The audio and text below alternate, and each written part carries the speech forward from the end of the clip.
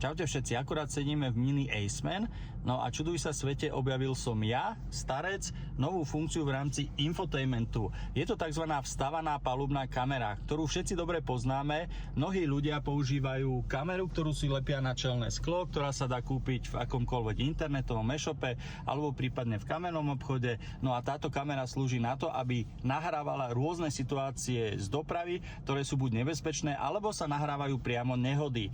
Takúto palubnú kameru má Mini Aceman vstavanú.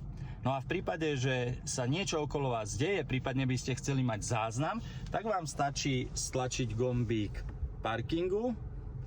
Na 3 sekundy objaví sa malá ikonka recording a automaticky palubná kamera zaznamenáva situáciu okolo celého auta. To znamená, nezískavate iba pohľad dopredu, ale aj pohľad do bokov a zároveň dozadu. To znamená, že v rámci situácie máte kompletný prehľad, čo sa okolo auta deje.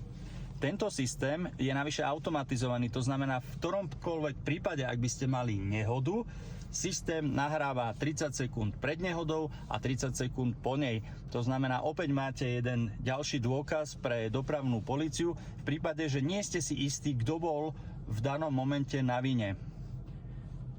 A v prípade, že chcete nahrávať, tak si dáte drive record, start recording, prípadne ak si chcete prehrať niektoré nahrávky, tak môžete si to takto prehrávať, pritom, jak som povedal, nahráva sa 360 stupňový uhol, inak povedané, máte prehľad o všetkom, čo sa deje okolo auta. Toto je vynikajúca funkcia, o ktorej podľa môjho názoru málo ľudí vie, takže Mini Aceman, automatická palubná kamera a nahrávanie rôznych situácií s tlačením jedného gombika.